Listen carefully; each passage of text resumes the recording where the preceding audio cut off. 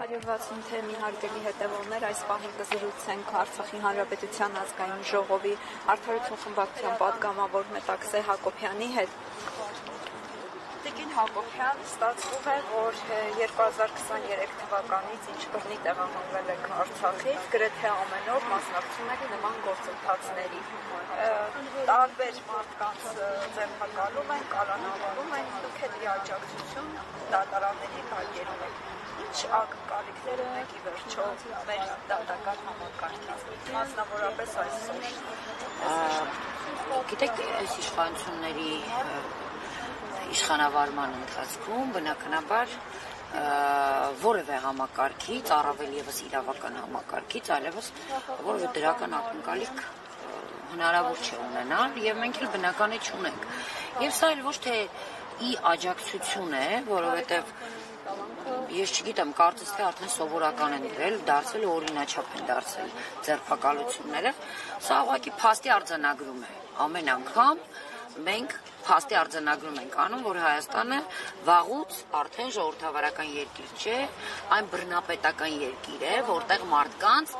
գիտեք, նույնիսկ ոչ թե ազատ խոսքի համար, այլ պարզապես ըստ իրենց ցանկության ուզում են կալանավորում են, չեն ուզում չեն կալանավորում։ Եվ գիտեք, ամենակարևորը ու ամենահետաքրքիրը, այսօր ես ինքս իմ համար մի փոքր հայտնագործություն է, մարդկանց առաջադրվում են մեղադրանքներ, ինչի համար, որ իրենք պիտի պատասխանատվություն կրեն։ Այսինքն հայոյողը 24 ժամվա ռեժիմով մեղադրում է դիմացինին ու մղում է, այսպես ասած, ճակերտավոր իրավական համակարգին հետապնդելու հետ մարդկանց, իբրև թե էլի հայոյանքի համար։ Ահաբեկիչը դիմացինին ահաբեկչության հոդվածով է հաղորդում տալիս, չգիտեմ, տարբեր էլ ինչ մեղադրանքներ կան, այդ բոլորը այս իշխանություններին վերաբերող մեղադրանքները խուլիգանություն, դավաճանություն, ինչու միայն թքելը։ Ես ևս ունեցել եմ անձնական իր հետ նման ճակերտավոր, հաճելի շփում, երբ ինքը, ես չեմ ասում պաշտոնյային, տղամարդու ոչ վայել ուղղակի պահվածքի ցուցաբերել, առավել ևս հայ տղամարդու։ Այսինքն եւ լրագրողների եւ հանրության առաջ ինքը այո իր անվայելուչ խոսքեր է թույլ տվել իրեն եւ այնուհետեւ թիկնապահներին ուղղորդել իմ ուղղությամբ։ Այնպես որ այս մարդիկ դիմացինին տանում են, կալանավորում են, դատապարտում են, չգիտեմ ինչ կրկես են անում, զուտ են մեղադրանքները, որին իրենք լավ ծանոթ են, որը հենց իրենց է բնութագրում ու նկարագրում։ Տիկին Հակոբյան, այս ամենի հանգուցալուծումը դուք ինչպես եք տեսնում, ինչ ճանապարհով, ինչ է պետք անել։ Ես վաղուց արդեն ունեմ այդ առումով իմ դիտարկումը, գիտեք, որովհետև մենք երևի թե փորձարկել ենք բոլոր մեթոդները եւ այլևս նաեւ այն հուզականության ամենաբարձր աստիճանն էլ է եղել ու անցել, որովհետեւ ես չեմ կարծում, որ այլևս հնարավոր է ավելի բարձր հուզականություն տեղի ունենա, որտեղ ժողովուրդը համախմբված ինքնաբուխ որևէ գործողության կգնա, քան օրինակ Արցախի հանձնումը հայաթափումն էր Արցախի, որտեղ միանշանակ ապացուցելու կարիք էլ չկա այս իշխանությունների մեղավորության մասնաբաժինը։ Եվ հետևաբար ես վստահաբար եմ ասում, որ մենք մեկ ճանապարհ ուղղակի ունենք, դա մեր սահմանադրական իրավունքի իրացումն է, այսինքն նաև այսպես քաղաքական հստակ օրակարգը, հեռացման ընդ որում օրակարգը, ես չեմ ասում ծրագրեր եւ այլն այլ օրակարգեր, կոնկրետ հեռացման օրակարգը, որը պիտի ուղեկցվի ժողովրդի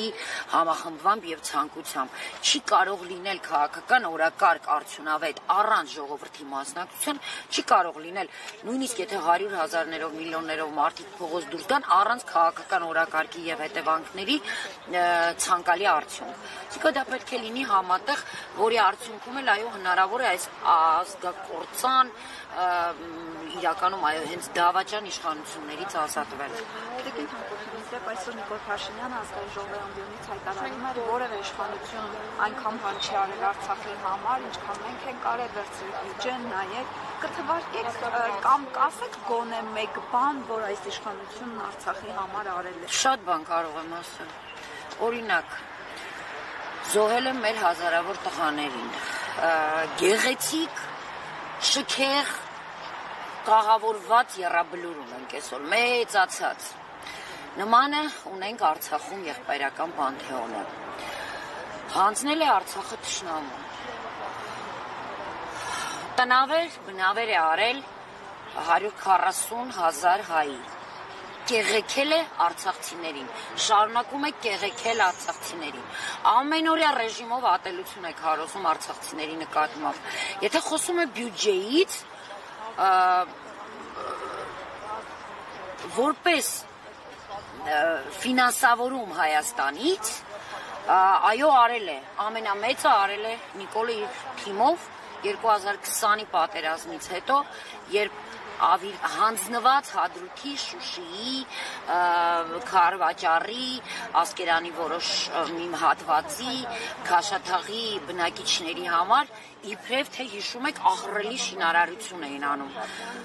Խոսում էր այդ բյուջեի մասին, անկեղծ ես որպես պատգամավոր այդպես էլ չտեսա որևէ հանձնված շենք կամ բնակարան։ Պատերազմից անց, 3 տարի անց, երբ մեր հայրենակիցները այստեղ սնվում էին ինչ-որ բյուջեով, որը իրենց հաշվին այսօր տրվում է Արցախին իբրև թե, մենք 3 տարվա մեջ այդպես էլ մի շենք կամ մի բնակարան չտեսանք, որը հանձնվեց, տեղահանված այն ժամանակվա 2020-ի պատերազմի արդյունքում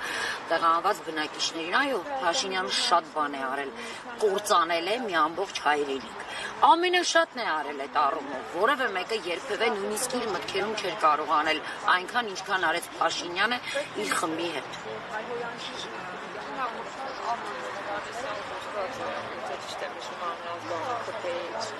Ձեզ անձնական վիրավորանք եք հասցրել եւ կարծես թե ավելի նաեւ զրպարտություն եւ շատ ավելի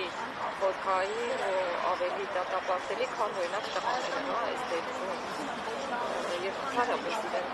շատ է վիրավորում սրաններան, բայց որևէ մեկը ոչ չի հարություն նրանց նկատմամբ, որևէ մեկը չի պատժվում, այդ նույն Ամսիկ Հովհաննիսյանը ականջներ, լեզուներ էր կտրում, աչքեր էր հանում, բայց մինչև այսօր շարունակում է պաշտոնավարել, անպատիժ, եւ կարծեմ Էդգար Ղազարյանի ներկայացրած հայցը չունեցավ այդ ճակատագիրը, որը մենք սպասում էինք ամեն դեպքում, ստացվում է ամբողջ իրավապահ համակարգը դարձել է իրենց անձնական օգտագործման համակարգը։ Այո, փաստ ինձ նույնիսկ միջադեպից հետո ոչ միայն Ալենի հետ, Արտուր Հովհաննիսյան, իհարկե ես էլ անունը չգիտեի, դուք ասցիք հիշեցի,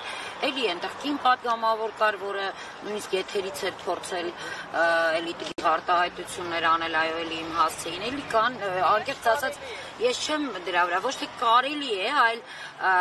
հասկանալի է, որ նորմալ երկրում, նորմալ պետության մեջ նման բաներ չեն կարելի ընդհանրապես որևէ մեկին։ Իհարկե մեր երկրում այո, այս բարակայում կարելի է իրենց։ Ինձ գիտեք շատերը, որ համոզում էին, հորդորում էին անպայման դիմել իրավապահ մարմինին, ես անկեղծ ասած ծիծաղել եմ։ Այսինքն ինչքան պիտի մարդ միամիտ լինի,